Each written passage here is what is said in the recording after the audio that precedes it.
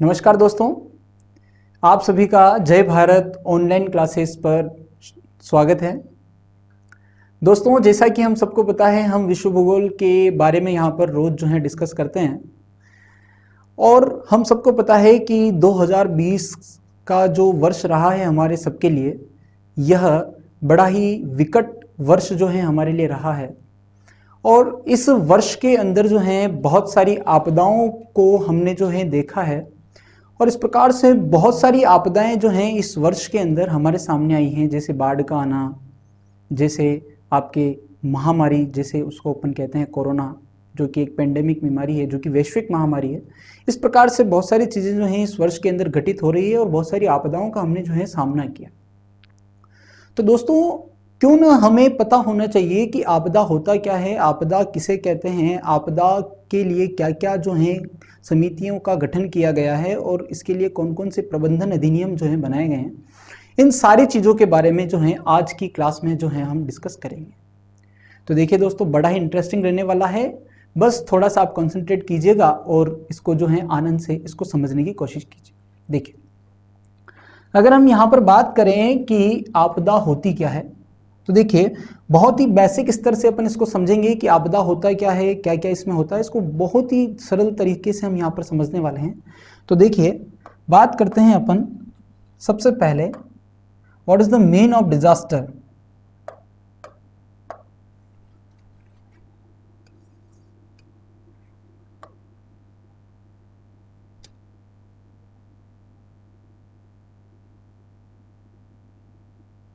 तो देखिए,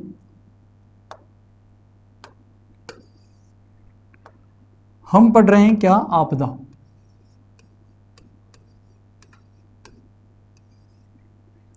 आपदा का जो टॉपिक है, आपदा को अगर अपन इंग्लिश में इसका प्रोनाउंसिएशन देखें तो आपदा को इंग्लिश में कहते हैं डिजास्टर।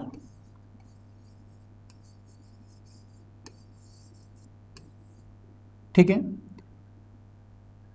अब देखिए, आपदा और डिजास्टर की अगर अपन बात करें तो सबसे पहले हमें पता होना चाहिए कि आपदा और ये जो डिजास्टर है, यह इसका शाब्दिक अर्थ क्या होता है। तो देखिए, जो डिजास्टर शब्द हैं, यह डिजास्टर शब्द जो है फ्रेंच भाषा का एक शब्द है और डिजास्टर शब्द जो है यह मुख्यतः दो शब्दों से मिलकर बना है। कितने शब्दों से? दो शब्दों से। और दो शब्द कौन कौन से हैं? तो एक है आपके डेस और एक है आपके एस्टर। ठीक है, एक होता है क्या, डैश, और एक होता है क्या, एस्टर। देखिए, यहां पर जो डैश होता है, इस डैश का मतलब क्या होता है? तो डैश का मीन्स है यहां पर अशुभ।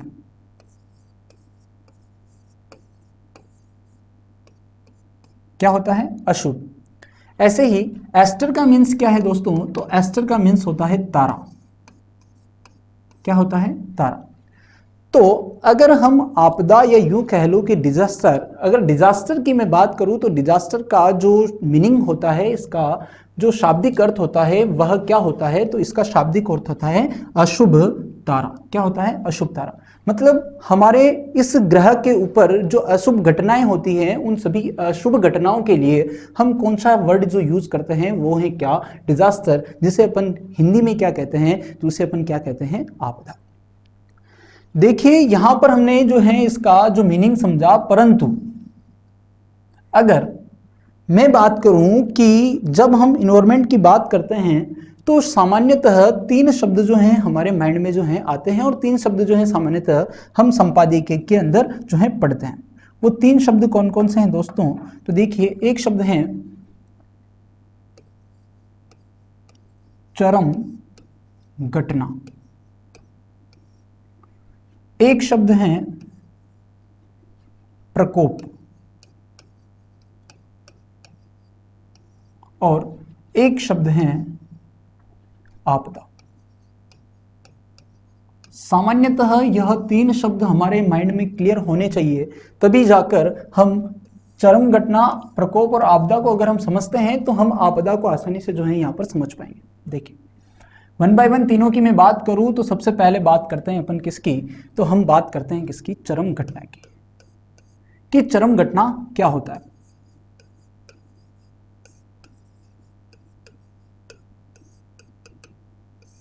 देखिए, चरम घटना की बात करें तो चरम घटना क्या होता है, तो वे घटनाएं जो कि प्राकृतिक तथा मानवीय कारणों से उत्पन्न होती हैं और जो समाज विशेष के अंदर जो है संकट उत्पन्न कर देती है, उस घटनाओं को हम क्या कहते हैं, तो उन घटनाओं को अपन क्या कहते हैं, चरम घटनाएं। देखिए, चरम घटना का मतलब क्या, तो वे घटनाएं जो प्राकृतिक एवं मानवीय कारणों से उत्पन्न होती हैं,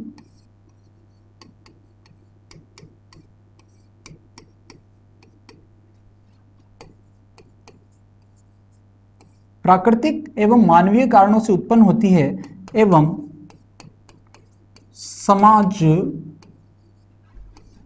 में संकट उत्पन्न कर देती है। तो वे घटनाएं जो प्राकृतिक और मानवीय कारणों से उत्पन्न होती है और समाज के अंदर जो संकट उत्पन्न कर देती है, वे घटनाएं क्या कहलाती है, तो वे घटनाएं कहलाती है क्या, चरम घटनाएं। और चरम घटनाओं के अंदर हम कौन कौन सी ऐसी चीजें हैं जिनको जो है इसके एग्जाम्पल के तौर पे ले सकते हैं, तो इसके जो एग्जाम्पल के तौर पर अगर देखें तो हम देख सकते हैं यहां पर बाढ़, भूस्खलन,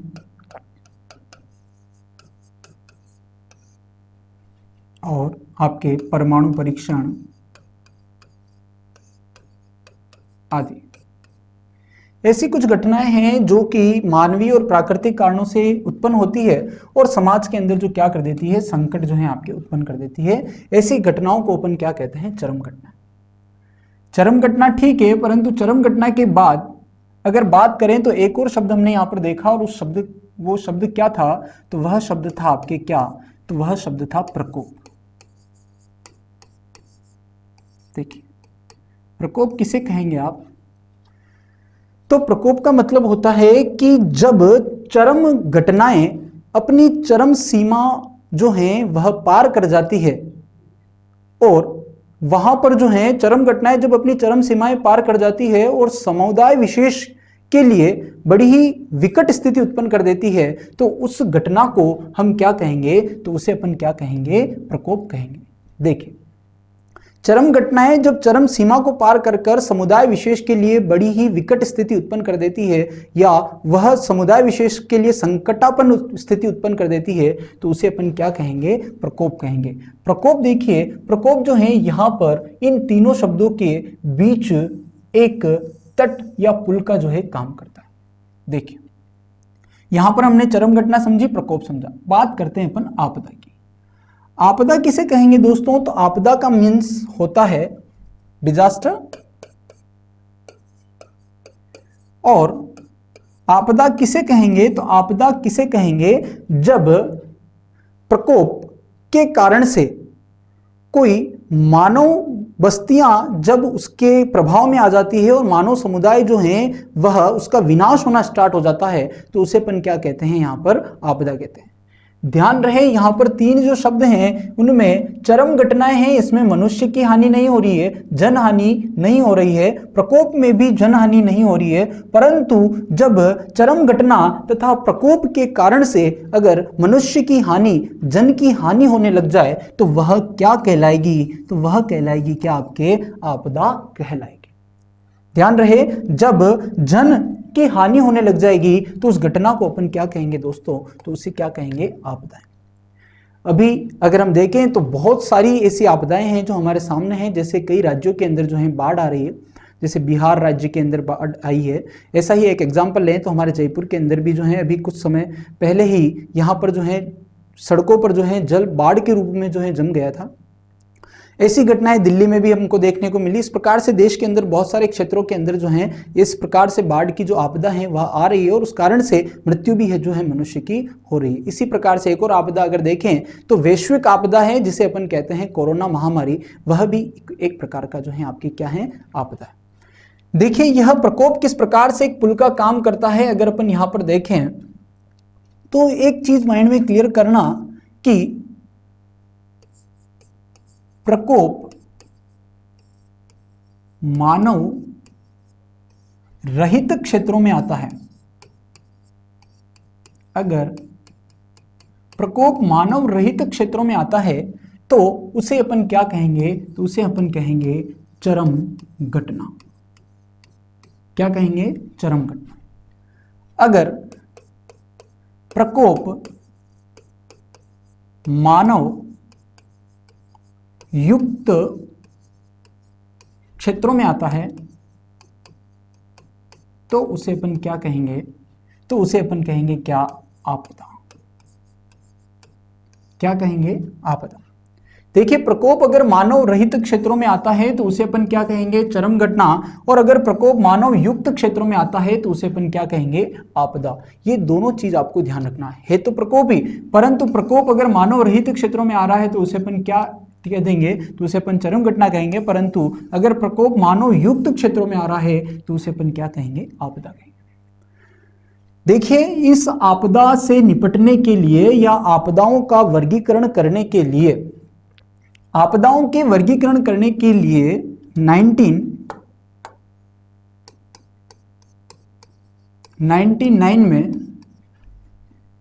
पंत समिति का गठन किया गया।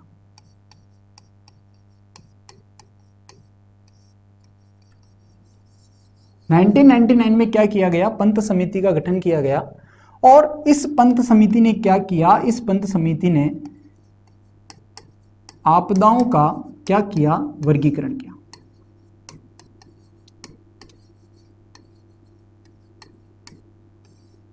ठीक है, अब देखिए यहां पर अपन समझते हैं कि कौन कौन सी आपदाएं कौन कौन सी श्रेणी के अंदर आती है, इन्होंने कौन कौन सी श्रेणियां बनाई थी।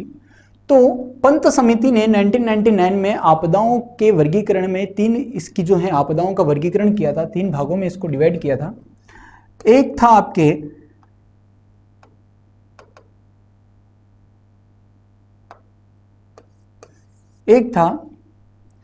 वायुमंडलीय आपदा,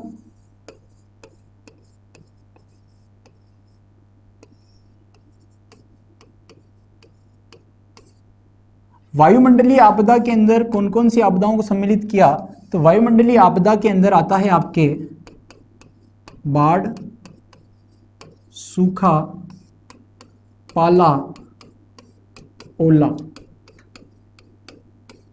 बाढ़ का आना, सूखा, पाला पड़ना, ओला वृष्टि, इस प्रकार से जितनी भी आपदाएं हैं ये सभी आपदाएं जो हैं यह वायुमंडलीय आपदाओं के अंदर जो है इनको इंक्लूड किया जाता है। इसी प्रकार से दूसरा जो वर्गीकरण किया वह किया स्थलीय आपदा के रूप में। और स्थलीय आपदा के अंदर कौन कौन सी आपदाएं आती है? तो स्थलीय आपदाओं के अंदर जो इंक्लूड किया वह था आपके भूकंप,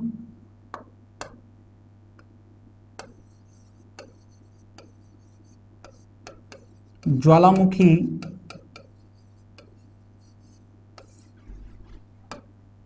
भूस्खलन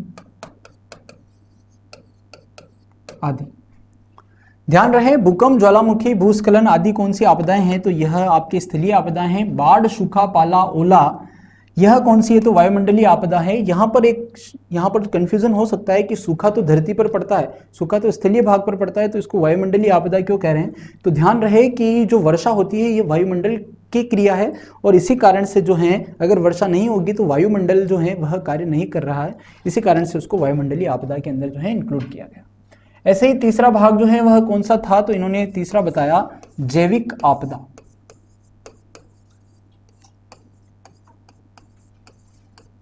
और जैविक आपदा में किसको इन्होंने जो है इसमें बताया? तो जैविक आपदा के अंदर महामारी, फ्लू आदि, बीमारी आदि, ये जितनी भी जो चीजें हैं जो कि आपके जीवों के द्वारा फैलती है तो उन्हें अपन क्या कहते हैं? जैविक आपदाएं, जिनके अंदर महामारी और फ्लू आदि चीजों को जो है इसके अंदर सम्मिलित किया जाता है। तो इस प्रकार से पंत समिति जो थी 1999 की, उन्होंने जो है डिजास्टर का जब क्लासिफिकेशन किया तो इन्होंने इसको तीन पार्टीशन में डिवाइड किया। एक थी वायुमंडलीय आपदा, एक थी स्थलीय आपदा और एक थी जैविक आपदा। और कौन कौन सी आपदाओं में कौन कौन सी आपदाओं को जो है सम्मिलित किया तो यह अपन यहाँ पर देख सकते हैं। आपदाओं के लिए एक पंत समिति बनी थी, किसके लिए बनी? तो यह जो है आपदाओं के वर्गीकरण के लिए बनी। जबकि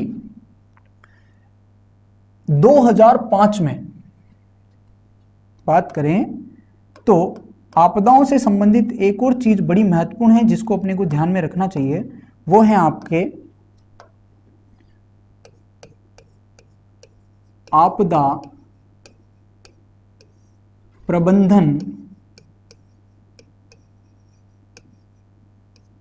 अधिनियम।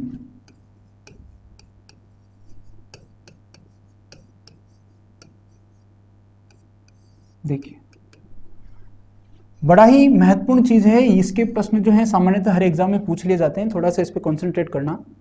आपदा प्रबंधन अधिनियम की अगर बात करूं तो आपदा प्रबंधन अधिनियम जो है यह आता है आपके 2005 में, दिसंबर 2005 के अंदर आपदा प्रबंधन अधिनियम जो है यह आपके बनाया गया है। और आपदा प्रबंधन अधिनियम 2005 के निमित्त दिसंबर 2005 में इसका जो है गठन किया गया था, यह बनाया गया था। आपदा प्रबंधन अधिनियम जो है इसकी अध्यक्षता कौन करता है, तो इसकी अध्यक्षता करते हैं कौन, तो इसकी अध्यक्षता करते हैं हमारे देश के प्रधानमंत्री महोदय। कौन करते हैं, प्रधानमंत्री। ध्यान रहे आपदा प्रबंधन अधिनियम जो है यह 2005 में बना, इसकी अध्यक्षता जो है कौन करते हैं, प्रधानमंत्री महोदय करते हैं। आपदा प्रबंधन अधिनियम जो है इसका क्या मोटो था, तो इसका मोटो था कि बहुत बार क्या होता है कि आपदाएं आ जाती है और बहुत भारी स्तर पर जन की जो है हानि हो जाती है और हम उसके लिए जो है प्रिपेयर नहीं रह पाते हैं। इसी कारण से ये आपदा प्रबंधन अधिनियम बनाया गया कि जिन क्षेत्रों में हर वर्ष आपदाएं आती हैं उन क्षेत्रों को चिन्हित कर वहां पर राहत कैंप पहले से ही लगाए जाएं और वहां पर पहले से ही उन लोगों के लिए राहत कैंप लगाकर उनको वहां से हटाया जाए। और इस प्रकार के कार्य जो हैं इस अधिनियम के तहत जो हैं वहां पर प्रबंधन के लिए, मैनेजमेंट के लिए किए गए। आपदा प्रबंधन अधिनियम के तहत जो है एक बल का जो है गठन किया गया और वह कौन सी फोर्स थी, तो वह फोर्स जो है उसका नाम है आपके क्या, तो वो है आपके NDRF। ध्यान रहे आपदाओं से निपटने के लिए कौन सी फोर्स काम करती है, तो आपदाओं से निपटने के लिए NDRF फोर्स जो है काम करती है। NDRF की बात करें तो NDRF की फुल फॉर्म क्या होती है, तो NDRF की फुल फॉर्म होती है आपके नेशनल डिजास्टर रेस्पॉन्स फोर्स। ध्यान रहे नेशनल डिजास्टर रेस्पॉन्स फोर्स जो है इसके लिए बनाई गई है। और अगर हिंदी में बात करें इसे हिंदी में क्या कहते हैं, तो हिंदी में इसे कहते हैं आपके राष्ट्रीय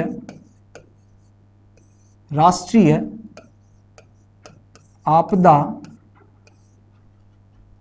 मोचन बल। ध्यान रहे हिंदी में इसे क्या कहते हैं, तो हिंदी में कहते हैं राष्ट्रीय आपदा मोचन बल, NDRF national disaster response force, और NDRF को ही क्या कहते हैं, राष्ट्रीय आपदा मोचन बल। देखिए NDRF जो है, NDRF जो फोर्स है ये किसके अधीन आती है, तो NDRF जो फोर्स है यह आती है आपके गृह मंत्रालय के अधीन। किसके अधीन आती है, गृह मंत्रालय के अधीन। ये भी आपको जो है ध्यान में रखना चाहिए। तो इस प्रकार से जो है आपदा प्रबंधन अधिनियम 2005 के तहत NDRF की जो है यहाँ पर गठन किया गया और NDRF जो है इसका ये जो एक फोर्स है और यह जो है आपदाओं के लिए जो है काम करती है। अब देखिए यहाँ पर कुछ आपदाएं हैं और वह आपदाएं जो हैं किन मंत्रालय के अधीन आती है, यहाँ पर यह चीज भी आपको जो है ध्यान में रहनी चाहिए।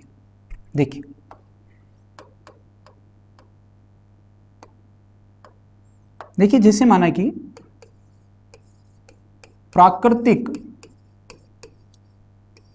एवं मानवीय आपदाएं हैं,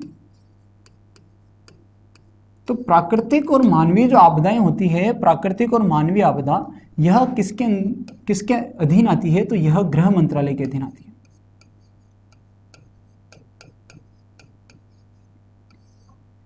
और वर्तमान में हमारा जो गृह मंत्रालय है उनके मंत्री कौन है, तो यूं कह लो कि होम मिनिस्टर कौन है, तो वो है आपके कौन, अमित शाह। अमित शाह जी जो हैं अभी गृह मंत्रालय संभाल रहे हैं। इसी प्रकार से अगर दूसरी आपदाओं की बात करें तो यहां पर आती है, देखिए जैसे माना कि सूखा एवं बाढ़ जैसी आपदाएं हैं, यह आपदाएं किसके अधीन आएगी? तो यह आपदा आती है आपके कृषि मंत्रालय के अधीन।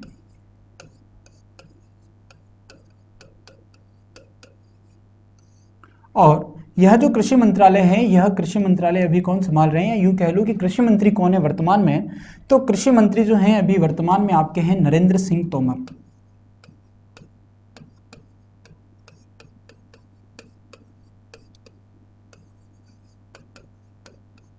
कौन है? नरेंद्र सिंह जी तोमर। यहां पर ध्यान रहे कि यह जो बाढ़ है यह प्राकृतिक आपदा है। बाढ़ के स्थान पर अगर अपन यहां पर यह याद रखें कि सूखा एवं अकाल,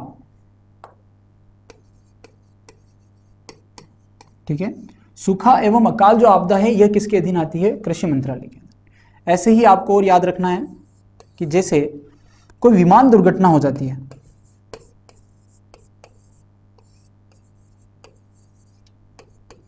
विमान दुर्घटना जैसी जो आपदा जो घटनाएं होती है यह किसके अधीन आती है? तो यह आती है आपके नागर विमानन मंत्रालय के अधीन।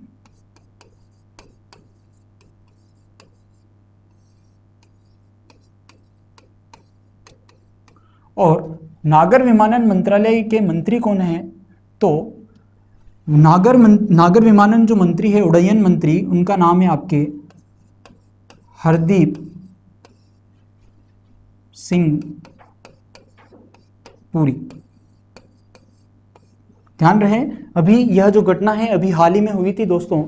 यह घटना केरल का एक कोझिकोड़ा जो आपके क्या कहते हैं एयरपोर्ट है, वहां पर क्या हुआ था कि वंदे भारत मिशन के तहत कुछ यात्रियों को लाया जा रहा था और उन यात्रियों को लाया गया तो वह जो एक एयरपोर्ट है वह टेबल टॉप एयरपोर्ट होने के कारण से वहां पर जैसे ही वह उतरा तो वह जो है बारिश और उनके कारण से फिसला और उसके जो है 2 टुकड़े हो गए थे। उस कारण से आपको जानकारी होगी कि उसके अंदर जितने भी जो आपके व्यक्ति सवार थे उनमें से 18 व्यक्तियों की जो है मृत्यु हुई थी और 150 लोग जो हैं उसमें घायल हो गए थे। तो ऐसी जो आपदाएं हैं यह किसके अधीन आएगी? तो यह आएगी विमान दुर्घटना आपदा के अधीन और नागर विमान मंत्रालय जो है उसके लिए यहाँ पर जो है वो उसके अधीन आते हैं। देखिए ऐसे ही अगर बात करें अपन जैविक आपदाओं की, तो जैविक आपदा जो है यह कौन से मंत्रालय के अधीन आती है? तो जैविक आपदा जो आती है यह आती है आपके स्वास्थ्य मंत्रालय के अधीन। और स्वास्थ्य मंत्रालय की बात करूं तो स्वास्थ्य मंत्री अभी कौन है? तो स्वास्थ्य मंत्री कौन है? आपके डॉक्टर हर्षवर्धन सर। कौन है? Doctor Harshvardhan sir. इसी प्रकार से अगर बात करें तो पर्यावरणीय अगर आपदा की बात करूं, सॉरी रासायनिक आपदा की,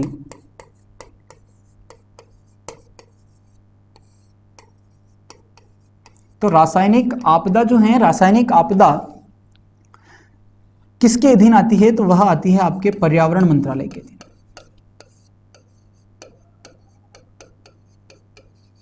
और पर्यावरण मंत्रालय जो है इसके अभी वो मंत्री कौन है?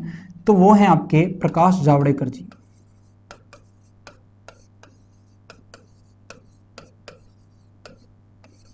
ध्यान रहे तो यह कुछ प्रमुख आपदाएं हैं और कुछ मंत्रालय हैं जो किनके अधीन कौन सी आपदाएं आती है आपको पता होना चाहिए, क्योंकि यह जो हमारा वर्ष है यह पूरा आपदाओं से घिरा हुआ वर्ष है दोस्तों। इसमें हम थोड़ा सा करंट भी देख सकते हैं और कुछ चीज़ें जो हैं हमको थोड़ी सी इसकी थ्योरी भी याद होनी चाहिए। तो इसी को ध्यान में रखते हुए आज हमने जो लेक्चर है हमारा यहाँ पर देखा था कि आपदा का शाब्दिक अर्थ क्या होता है, आपदा किसे कहते हैं, क्या होता है, इन सारी चीज़ों का अपन ने यहाँ पर जो है स्टडी किया है कि आपदाओं का वर्गीकरण क्या होता है, ऐसा अपन ने यहाँ पर जो है पढ़ा है। तो दोस्तों thank you so much for listen it, और प्लीज़ आप ज़्यादा से ज़्यादा लाइक शेयर एंड सब्सक्राइब करते रहिए और हमारा जो है मनोबल बढ़ाते रहिए। Thank you so much.